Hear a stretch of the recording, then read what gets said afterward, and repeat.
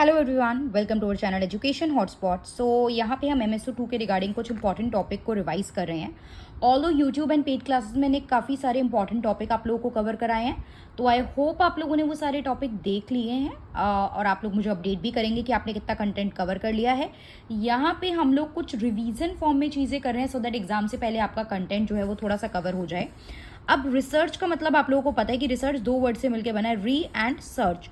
मतलब री मतलब किसी चीज को मतलब दोबारा से होता है, इसका मतलब एंड सर्च मतलब फाइंड आउट। तो रिसर्च मतलब इन्वेस्टिगेट करना किसी चीज को या इंक्वायरी करना किसी चीज की for the new facts in any branch of knowledge. आपको पता है रिसर्च हर सब्जेक्ट में होती है। आप यहाँ पे नेट का एग्जाम दे रहे हो, नेट के जो ये आप लोग MA सोशोलॉजी का ये एग्ज़ाम दे रहे हैं, इसके तरीके से आपके मास्टर जो है वो बहुत सारे डिसिप्लिन में होती है, बहुत सारे सब्जेक्ट में होती है। तो हायर स्टडीज़ एंड रिसर्च भी हमें हर सब्जेक्ट में, हर फील्ड में देखने को मिलती है।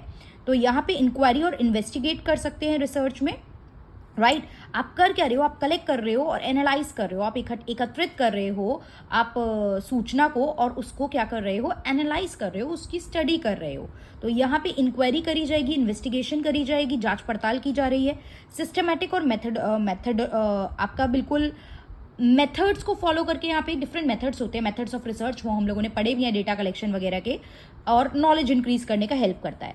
अब रिसर्च को लेके कोई क्वेश्चन आए, चाहे रिसर्च का फीचर पूछता है, चाहे आपसे रिसर्च के ऑब्जेक्टिव पूछता है, चाहे आपसे रिसर्च डिजाइन के बारे में पूछता है, रिसर्च का प्रोसेस का स्टेप पूछता है, कुछ भी पूछता है, देखिए आपको मीनिंग तो बताना ही होगा, तो ये चीज़ें तो आप लिखोगे ही। उसके साथ साथ आप ये चीज़ प्रेजेंट करके आ सकते हो एग्जाम में, बिल्कुल सिमिलर इसी तरीके से। दैट रिसर्च में आर जो है, इसका मतलब है रेशनल वे ऑफ थिंकिंग, मतलब कि हम तार्किक रूप से चीज़ों को सोच रहे हैं। Expert and exhaustive treatment, expert treatment की ज़रूरत है। एस से यहाँ पे है सर्च एंड सोल्यूशन। अभी इसको साथ साथ में कहीं लिख लो या फिर 2-3 बार यही वीडियो को रिपीट कर करके आप सुन लो ताकि आपको याद हो जाए। हिंदी के लिए अगर किसी बच्चे को चाहिए, देखिए क्योंकि मैं सब कुछ उस बेसिस पे करूँगी तो बहुत ज़्यादा टाइम कंज्यूमिंग हो जाएगा। हिंदी के स्टूडेंट ये लिख के इसके बाद ना इसका हिंदी मीनिंग लिख सकते हैं, राइट। इंग्लिश में लिख के आप इसका क्या कर सकते हैं? हिंदी मीनिंग भी मेंशन कर सकते हैं। डन। तो यहाँ पे सर्च एंड सोल्यूशन हो गया। फिर एग्जैक्टनेस, एग्जैक्ट होना चाहिए, एनालाइज करना है चीज़ों को, analysis, relationship of fact, fact आपस में किस तरीके से एक दूसरे पे आधारित है। फिर आपको क्रिटिकली ऑब्जर्व करना है, ऑब्जर्व तो करना है चीज़ों को, लेकिन क्रिटिकली, की क्रिटिकल मतलब होता है किसी चीज़ की नेगेटिव पॉइंट्स को भी कंसीडर करके चलना। क्रिटिकली एनालाइज करना होता है जब हमें किसी चीज़ को, तो हम उसके positive as well as negative aspect को भी कंसीडर करके चलते हैं। तो और देन H से honesty and hard work. Done. तो ये आपके हो गया मीनिंग। उसके बाद अगर हम लोग देखें कि रिसर्च के ऑब्जेक्टिव क्या होते हैं, कि किसी भी फील्ड में जो रिसर्च की जा रही है वो क्यों की जा रही है, ताकि किसी नए फिनोमिना से, किसी नए कंसेप्ट से आप फेमिलियर हो सको, आप फेमिलियर हो जाओ।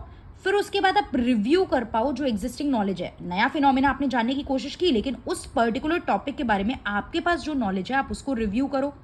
फिर कुछ जो सिचुएशन है आपके आगे, प्रॉब्लम यानी जो इश्यूज है, जो भी आपका टॉपिक ऑफ रिसर्च है वी कैन से, उसको इन्वेस्टिगेट करो प्रॉपरली। फिर जो भी टॉपिक है उसके डिफरेंट डिफरेंट सोल्यूशन निकालो। फॉर एग्जांपल जैसे हम कह रहे हैं कि यूजिंग ऑफ सोशल मीडिया जो है वो स्टूडेंट की एफिशिएंसी को कम करता है या डिप्रेशन को ज़्यादा लीड करता है, तो आपका ये इशू था, आपका ये प्रॉब्लम था, अब आप इसके सोल्यूशन या ऑल्टरनेटिव निकालोगे। पहले प्रॉपरली इन्वेस्टिगेट करोगे by using various method, then solution find out करोगे। फिर और इश्यूज, उससे रिलेटेड जो और जनरल इशू हैं उन्हें एनालाइज करने के लिए भी हम रिसर्च कंडक्ट करते हैं। फिर आप कोई नया प्रोसीजर आपको स्टैब्लिश करना है, कोई नई चीज़ क्रिएट करनी है, उसके लिए भी। फॉर एग्जांपल कोविड के टाइम पे वैक्सीन सर्च करनी थी, तो पहले से तो ऑलरेडी एग्जिस्टिंग बीमारी नहीं थी ना, ये एक नया चीज़ था जिसके लिए हमें वैक्सीन को क्या करना था, वैक्सीन बनानी थी। तो उसके टाइम पे भी तो रिसर्च चल रही थी, तब जाके अलग अलग वैक्सीन बनी है आपकी। तो वही है, नया प्रोसीजर या सिस्टम स्टैब्लिश करना है और नॉलेज, नई नॉलेज को क्रिएट करने के लिए। सो दीज आर सर्टेन आपके ऑब्जेक्टिव ऑफ रिसर्च। देखिए लिखा भी है कि रिसर्च कंडक्ट की गई कुछ इशू पे, जैसे कोविड-19 किस तरीके से स्प्रेड हुई वर्ल्ड में, रूरल स्टूडेंट में क्या क्या कंडीशंस प्रेवेलेंट देखने को मिलती है, न्यू एजुकेशन पॉलिसी इंडिपेंडेंस के बाद किस तरीके से आई। तो ये तो कुछ रिसर्च के टॉपिक दिए हैं, दैट इज नॉट इंपॉर्टेंट, ये हमें लिखना भी नहीं है खैर एग्जाम में। आपको मीनिंग और ऑब्जेक्टिव यहाँ पे हम लोगों ने कवर कर लिए हैं। ऑल्दो मल्टीपल टॉपिक मैंने पहले से वीडियो बना के कवर करे हैं, मैं मान के चल रही हूँ आप लोगों ने देख ली है, बट कोई बच्चा अगर ये वीडियो पहले देख रहा है और पुरानी वीडियोस नहीं देखी हैं, तो आई वुड सजेस्ट और रिक्वेस्ट यू कि आप लोग जो पुरानी वीडियो अवेलेबल है यूट्यूब पे वो सारी वीडियोस देख ले, और पेड क्लास का student YouTube as well as app की वीडियोज भी देख ले। It's my humble request to all of you. Clear? So that's all. इसी तरीके के कुछ छोटे छोटे टॉपिक के साथ हम लोग मिलते रहेंगे आज और कल, क्योंकि परसों आपका एग्जाम है, तो आज और कल इस तरीके से हम इन टॉपिक्स को कवर करेंगे। That's all. Thank you everyone.